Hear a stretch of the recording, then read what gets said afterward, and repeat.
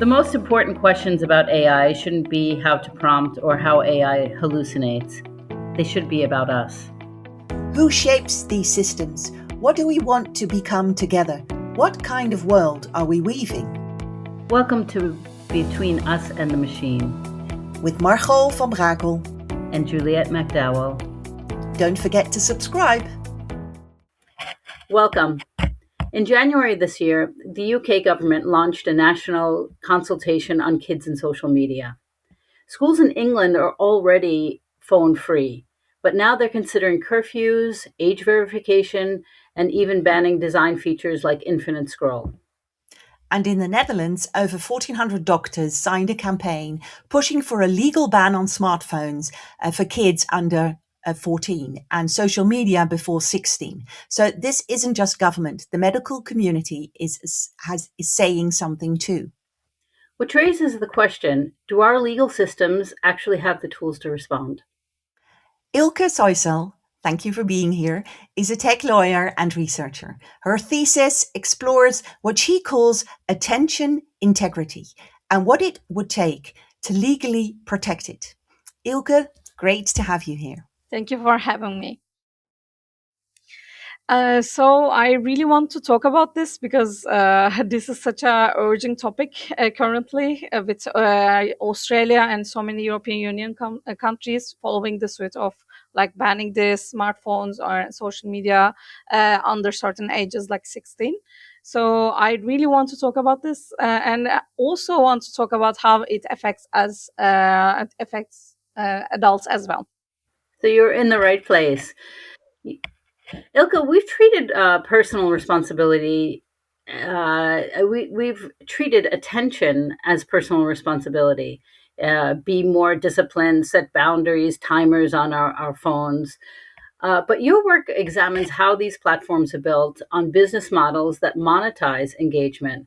And when governments start regulating design itself, what recognition does that actually represent? So I first want to say why I wanted this research. I realized I'm born in 1990. So I realized that there was a drop of reading levels among my peers. Even we were heavy readers back in the day. Harry Potter was in top notch. Everyone was sharing books to each other. And when we come to our 20s, I see that so many of my friends, including me, drop our reading level for fun. And I did miss that ability to read and for fun. And what I noticed as also is there was an increase of internet addiction and a decrease of reactions to some public events. Especially I'm from Istanbul and I have seen so many things happening in the past 20 years. And I was trying to understand what's going on with our reaction to certain major events. And then I delved into this addictive algorithm and attention studies, starting with the book called Stolen Attention or Stolen Focus, I think, by Johan Hari. So when I read that, it resonated with me a lot, and I wanted to designate my legal research based on that and check what are the legal implications of that. And what I found out was basically the surveillance capitalism and the attention economy is basically social engineering us to drop to certain levels of attention and to increase our screen times to monetize our time spent on the devices. And Ilke, you write about hyper engaging dark patterns and you talk about hyper nudges. How do you understand these as structural forces? So hyper-engaging dark patterns are coined by Fabrizio Esposito, and the hyper nudges are Karen Young. They are both covering stuff like autoplay, infinite scroll, or ChatGPT saying that, I have this output. Do you want anything else? I can prepare this, so that it increases your engagement and you cannot stop. And you increase your time on the whatever app you are using. So it's basically nudges us to spend more time on the whatever app or whatever platform we are, to basically process our personal data, our cookies, like which like post we have seen for more, and which colors we are more drawn to engage with, which posts we share more. And this data is processed and they profile us basically to send this to basically advertisers and different marketing companies, so that they could like provide hyper personalized ads to us, Yeah. or like data basically. And so the way that I see it, it's we're in this spectrum where on the one side, what you explain and show us is that we are being manipulated, and then the other side is where we have free will. But actually, you are saying this free will is taken from us because everything is going towards this manipulation, right? It's exactly like that. I currently currently the technology developments are so fast that we cannot catch up and adjust ourselves, and our brains aren't evolved for the last 40,000 years to be involved with this technology at this level. So our brains aren't evolved to get this input of information, and it overwhelms us, and its triggers our amygdala, and triggers our dopamine thresholds, and therefore we can't even function, our prefrontal cortex, which is for like basically making decisions, like logical decisions section, is frozen. So because the system overstimulates us, we get into functional freeze, where we stop functioning and reacting as let's say informed citizens. So, Ilka, I find this really fascinating, this neuroscientific dimension, and how this, what you're saying, how this stimulation, this constant stimulation, affects our ability to deep focus and sleep and learning. What concerns doctors? Like, what uh, is this what's concerning doctors enough to advocate for these legal limits? For children, it's extremely concerning because their brains are developing until currently the recent research shows that the prefrontal cortex continues developing until age of 32. But specifically for children between 11 and 13, their dopamine thresholds and their synapses and how they take the information, their reading capabilities, comprehending capabilities are so core. If they have like 5 hours of like screen time every day, that will harm them permanently.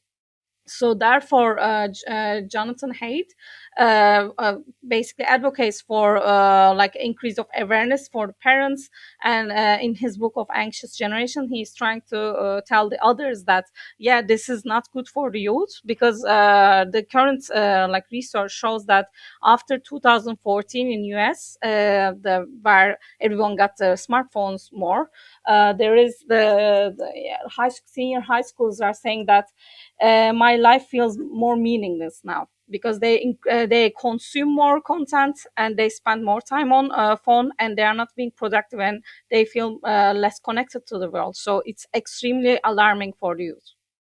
And your perspective is the legal one. And then when we look at the broader social stakes for democratic deliberation, what can you say about that? Okay, so sociologically, we are in the post-truth era. So, because they sanctify engagements, any kind of post or any kind of things influencer come up with has this, equal platform to increase engagement. They do rage bait, which again triggers our brain and amygdala, that we are always feeling anxious that there's a bomb coming out or something bad to fear from. And what I notice is that because every thing is having the same equal time, let's say 35 seconds of a short video, we cannot sort the priority of every content. What I define this. This is like information laundering. So it's like money laundering. You get bombarded by information. There is a war there. There's a like earthquake there. There's a fire there, and it's global. So and you are like interacting with it, but because you get overwhelmed and overstimulated, you don't digest this information, you don't check in with your feelings, you don't check in with your friends, you experience this alone, and you therefore you cannot act as an individual and as a society because you don't interact with each other anymore. So I think information laundering is very like evil way to go into in terms of like democratic times we are passing. As you know that the past 2-3 months, late 2025 and early 2026, we have seen so many things, and public reaction is very little in comparison. So, Ilka, this kind of brings me into a little bit a topic that I find fascinating within your thesis, which is whether attention integrity is, I think you mentioned this in your thesis, attention integrity might find protection within existing human rights frameworks. Um, where do you see the most promising openings? Currently, and I basically I coined the attention integrity because I think it's an integrity rights, because they are basically stealing a function of our brain to commodify our time. So we had better focus back in, let's say, 1900s, beginning of 1900s, but they are basically stealing our focus in a way that they can increase our engagement. So I tie attention integrity until the mental integrity right, which is already protected under the European Union Charter of Fundamental Rights of Article 3. And there is also psychological rights, and in European like Court of Human Rights and the basically the fundamental rights, there's the Article 8 of protecting your private life, that also psychological rights are covered under that. So I believe this is already protected under certain rights. We just need to define, clarify, and by legal theory set this right there. And then with the specific rights would be, in terms of European Union Digital Services Act and maybe upcoming like Fairness Act, because they are already trying to cover addictive algorithm to stop this. Yeah, great. So the good news is that there is a foundation that you can tie this onto. Yes. And then there's something that you work with, the precautionary principle. And so how does that apply to digital cognitive harm? So precautionary principle is kind of needed because tech lawyers know that there's the dilemma, Collingridge dilemma, where we are basically saying, like believing that if you intervene with the technology too early, then you halter developments. But if you don't like look at the harm and don't regulate when it's time, then you harm people and it's irreversible. Yeah. So the problem currently we are facing is these big social media companies or digital platforms haven't been checked for the last 20 years. They were claiming that, oh, there is not a longitudinal study, so you cannot like establish causation. Correlation doesn't mean causation, so you cannot prove this before the court. But precautionary principle, which is covered again under European human rights like court precedents, is even there's a scientific ambiguity. Like you cannot just go and say that, yeah, I have this uranium based pills, we can try using them, like maybe it wouldn't hurt people, because there are strong indications and that this is harming people and it is affecting children. And by common sense, even a grandma could see that their different age grandchildren have different attention spans. So like proving this with a 20-year longitudinal search would be diabolical in my opinion. So we should go with the precautionary principle and say that this might have irreversible harm to the society. So we should be lowering our speed in terms of this kind of developments. So it seems like definitely there's enough evidence from a public health standpoint, and definitely the frameworks from a human rights standpoint are there. How does state obligation look in practice, and what kinds of interventions are possible? So the state, like the in European Union, we are already seeing that they have a like a regulation called Digital Services Act, and they can actually investigate if it's triggered. They can actually investigate these like big tech companies based on systematic harm possibility, checking their algorithm whether it's addictive, and want like establishing privacy by design, or kind of like mechanics, like giving users more autonomy on their feeds. This can be like, for example, there was a recent development in Netherlands. The Bits of Freedom bring Meta to the court, and they were saying that, yeah, we need to like give users more autonomy, because you are like with your algorithm you are determining their feed, but some users don't want that, don't want to spend that much time.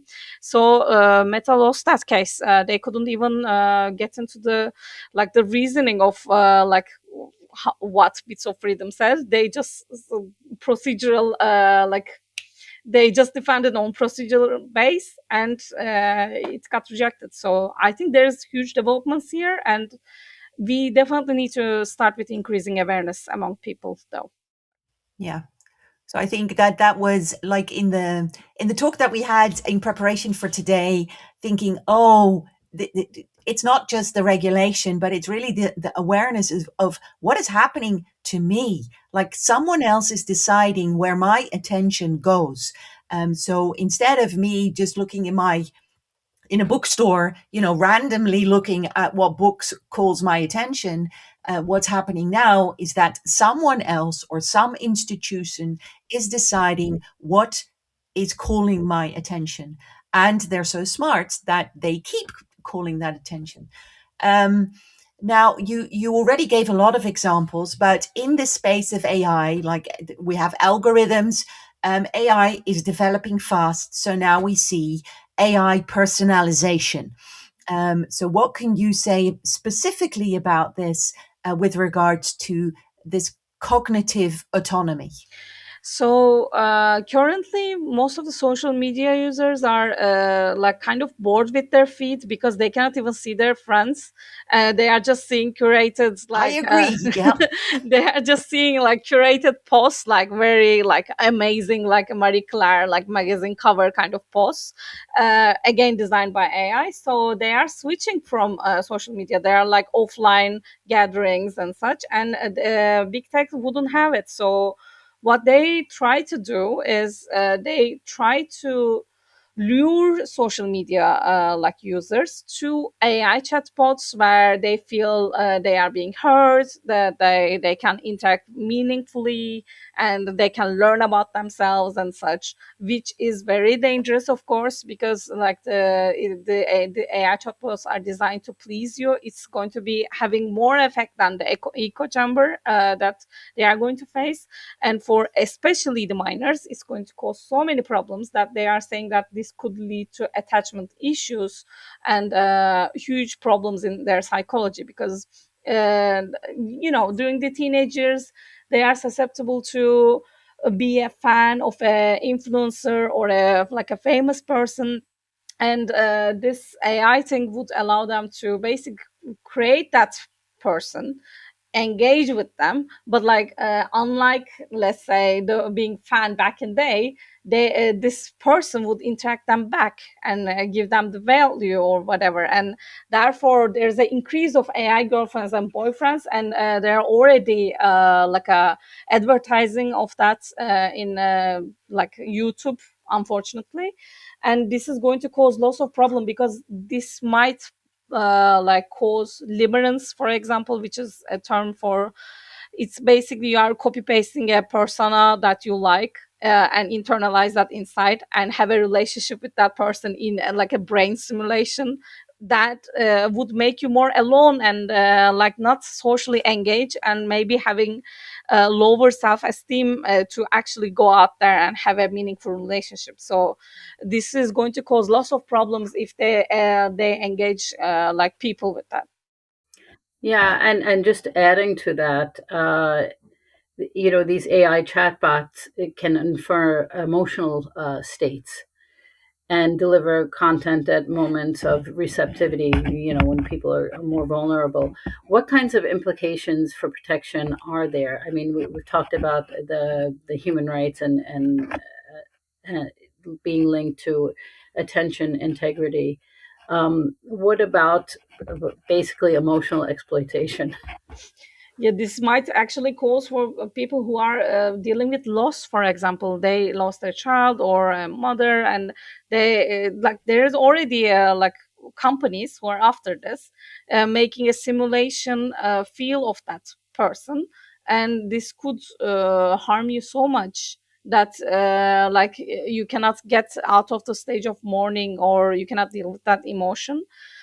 I believe this is not just about regulation. There needs to be a huge like gatherings for this to at least lower the speed about this kind of development, because I am kind of feeling we are at currently at the age of developing for the just for the sake of developing, Yeah, yeah, without any structure, any humanity, any ethics, just for profit. And of course it's not going to be for the benefit of the humankind.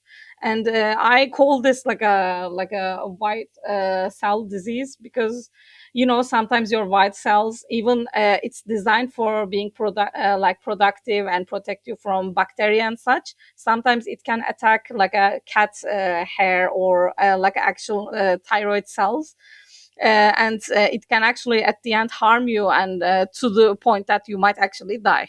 So like I think currently some of the engineers, or like these companies are acting like, yeah, we are just developing for like the beneficiality or development or advancement of humanity, but at the end it might not lead to that, and cause irreversible harm to so many people. yeah. I think it's I see that too, that just because it's possible doesn't mean that we need it, doesn't mean that we want it. And there are so many, yeah, I don't know. I saw an example of AI that was developed a copy of the person, like a video image of the person that was deceased, which was used at the funeral. And so this elderly lady, um, uh, she spoke to the people attending the funeral as if she was there. Um, and the whole idea was that it's nice to give some people some closure with seeing the person that is deceased in her voice, in what she could have said. But you think, why would we want this? It's perfect. It's normal. You are born and you die, and then we have this ritual um, of a funeral. You say goodbye. Why should we use AI to bring in the person that's no longer there to say something to it's I've so I It's found this, and creepy. I talk about AI, and so I have this, like, sometimes I think, should I've never used it as an example because it's just so way off limits that I think it's pointless. So yes, it would be good, not just for the developers, but also for companies, to just be very mindful. Do we want this? If yes, it's possible, but is it going to help us in any way? Anyway, and so Can back, I add to that? yeah, Like, I think currently the surveillance capitalism is using our basically a feeling of emptiness, which is basically tied to our like Lacan and Freud base to mother's womb, because we feel complete in our mother's womb, and therefore they say the first trauma is getting being born, and then you lose the connection with your mom and whatever. And capitalism always use that emptiness, that's a feeling of loss or whatever, like that emptiness feeling with, oh, if you have this car, you would feel complete. If you have this summer house, you would feel complete. If you travel around the world, you would feel complete. And they kind of socially engineered us in such a way that if we consume and spend 8 hours daily on these apps or whatever, we feel more full or complete. But it's of course like a trick of like surveillance capitalism as well. And they designed these platforms based on this just for profit. So I think we should have awareness to get out, basically. Exactly. So it's like you're hooked in, it's an addiction. But just stepping back to really realize it's not bringing what I want. It's everyone who takes the time to really step back knows that, like, being in the platform, being hooked to this attention wherever it goes. If I'm on like my computer and I spend like hours there, time just flies, and then I think, what? I could have just gone to the woods, walked with my dogs, have a Yeah. conversation with a friend with a cup of coffee. That would have been valuable, not all those hours just gone by with random stuff that, as you have made me aware, someone else decides for me where my attention goes. Yeah, So unfortunately. that brings me to really this vision. So if we have successfully created structures that protect the attention integrity, particularly for developing minds, but for everyone, what would we have achieved? I think we would get in more line with our humanity, our emotions, our connection to each other, because these are kind of lost. We are feeling more alone. We are experiencing the world through our cell phones. We don't meet with our friends in person anymore. We don't like get in and share our feelings. It's all curated to become an Instagram post right now. It's becoming more performative. But if we actually gather our attention and focus, we could start changing stuff. Like they're actually changing. And we could talk about the issues, we could organize protests, we could talk with the politicians, we could become politicians and do the change. Currently we are being subject to this system, and we are just endlessly stuck in the consumer position. I think if we want to change something, it starts with us. And I don't want to say that, oh, it's up to you to change yourself. This is a systematic harm, so they designed it. And it will be cruel optimism to say that, oh, you should just have lesser time on your phone. We should start asking for this right to be established, so that we could start from somewhere to change others. I believe that's my take. Perfect. So it's like, from being subject to the system, subject to something that really taking hold of the driver's seat, with whatever you can do. So, Ilke, what would you want builders, regulators, parents, organizations to understand? I would want them to understand that it's very human to focus, and this focus shouldn't be commodified.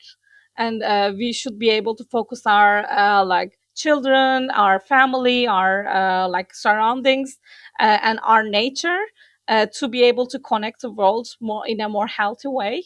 Because currently we are all spending our time on digital platforms, which is disconnecting our connection to this world. We are losing our meaning for this world. And I think if we could be able to focus on the issues that we should be able to focus, we could start changing things. Therefore, I think this is the first step. Unfortunately, therefore, asking your politicians about regulation or this right to be established would be the first step, maybe. And we should definitely hold the platforms accountable for their actions. Thank you, Ilka. Today we explored attention as something requiring protection and emerging recognition that cognitive autonomy deserves legal safeguarding. So, see you in the next conversation, and thank you again. That's it for today. Thanks for being part of this conversation. Subscribe wherever you listen and share this with someone who should hear it. This is Between Us And the Machine.